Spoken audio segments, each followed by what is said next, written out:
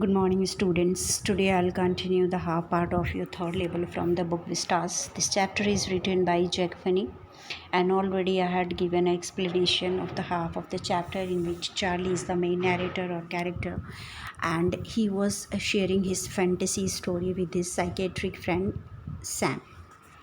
Basically, Finney was a science fiction writer, and he has selected his favorite subject, time, how human being was busy and overburdened with their life obligations, and how they want to relax from reality of shadowy world and desire and reality, what the writer calls the third level. And writer wants to highlight and convey message that realistic and happiness try to find in oneself rather than running here and there.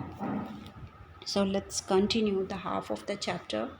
There was a probably long tunnel that nobody knows about, feeling its way under the city right now, on its way to Times Square and maybe another to Central Park. And maybe because for so many people through the years, Grand Central has been an exit, a way of escape. Maybe that's how the tunnel I got into, but I never told my psychiatric friend about that idea. यहाँ पे narrator Charlie जो है वो कह रहा है कि probably एक लंबा सा टनल हो सकता है कि इस सिटी के नीचे से होकर के निकलता हो, जो कि टाइम स्क्वायर तक जाता हो, और इस सेंट्रल पार्क के पीछे लोग अपने आप को कोई वर्स्ट सिचुएशन में छुपाने की कोशिश करते हो, या वॉर के टाइम से इन्होंने इसको एग्ज़िट का रास्ता बना के रखा हो और इसके बारे में कोई भी ना जानता हो, और मैं गलती से एक्सीडेंटली इस टनल में स्टक हो गया। पर वो कहता है कि मैं इसके बारे में अपनी साइकेट्रिक फ्रेंड को कुछ भी नहीं बता रहा हूँ और कुछ बताना नहीं चाहता हूँ। The corridor I was in began angling left and slanting downward, and I thought that was wrong, but I kept on walking. All I could hear was the empty sound of my own footstep, and I did not pass a soul.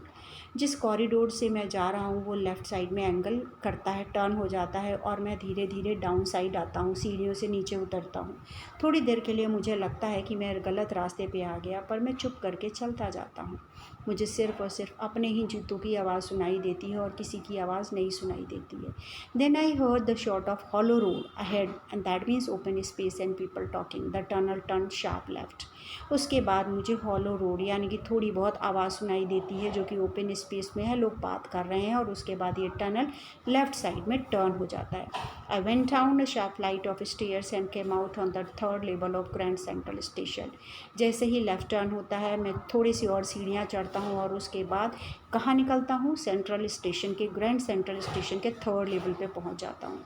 For just a moment I thought I was back on the second level, but I saw the room smaller. There were fewer ticket window and train gates, and the information booth in the center was wooden, old looking.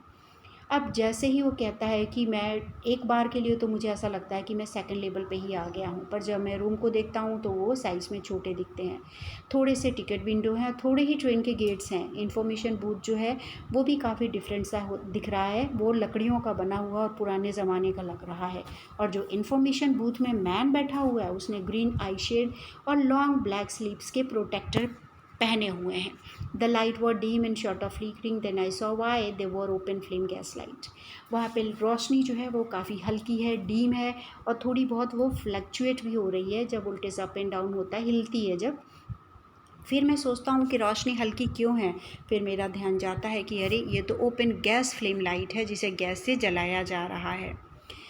There were brass spittoons on the floor, and across the station a glint of light caught my eye. A man was pulling a gold watch from his vest pocket.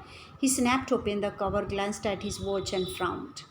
अब उसके बाद मेरा ध्यान brass जो है एक metal होता है, ब्रास के स्पिटन्स क्या होते हैं? स्पिटन्स वो होते हैं जहाँ पे आप स्पिट करने के लिए यूज़ कर सकते हो, यानी कि आज से कई साल पहले लोग जो है अपने टेबल पे रखते थे, राजा महाराजा या कोई और, जैसे हम कुछ खा रहे हैं और थूकना होता था, तंबाकू वगैरह या कोई और चीज़ जो थूकते होते थे, तो एक बर्तन टाइप का बना होता था जिसमें लोग स्पिट करते थे, तो वो फ्लोर पे लगा हुआ था। और जैसे ही थोड़ा वो आगे जाता है तो एक छोटी सी ग्लिंट ऑफ लाइट यानी कि रोशनी जो है उसका ध्यान अपनी तरफ खींचती है, और वो क्या देखता है कि एक वेस्ट के पॉकेट, यानी कि आज से कई साल पहले जो बनियाइन, स्टिच बनियाइन आज के ज़माने में भी जो होते हैं उसमें पॉकेट सा होता है, उसमें से गोल्ड वॉच निकालता है और वो उस पर थोड़ी देर तक निगाह लगा के देखता है। उसके बाद फ्रॉन्ट यानी कि वो उसका रिएक्शन जो है वो नाराज़ सा दिखता है, नाराज़गी वाला दिखता है, गुस्से में नाराज़गी। जब हम नाराज़ होते हैं तो हमारे आईब्रो सिकुड़ जाते हैं, वैसा उसका रिएक्शन होता है। He wore a derby hat, a black 4-button suit with the tiny lapels, and he had a big black handle beer mustache. Then I looked around and saw that everybody in the station was dressed like 18, 19 something. उसने derby hat यानी कि आगे की तरफ से बहुत ज़्यादा जगह होकर के टर्न हो जाता है। डर्बी हैट जो है इस तरह का होता है, और 4 बटन वाला कोट पहनते हैं। 4 बटन वाली कोट जो है उसमें 2-3 कॉलर होते हैं, और वो जो टाइनी लेपल्स जो है वो अंदर की तरफ फोल्ड होते हैं, यानी कि छोटे छोटे जो कॉलर होते हैं अंदर की तरफ फोल्ड होते हैं। और उसके साथ ही उसका और क्या गेस्चर होता है, उसके एक बिग और ब्लैक कलर के हाथ से पकड़ के घुमाने वाले मुस्टाच यानी कि बड़ी बड़ी मूछें होती हैं। उसके बाद जब अपने आसपास देखता है तो सभी लोग 18 और 19 सेंचुरी में जैसे लोग होते थे उस तरह के ही ड्रेस पहने हुए दिखते हैं।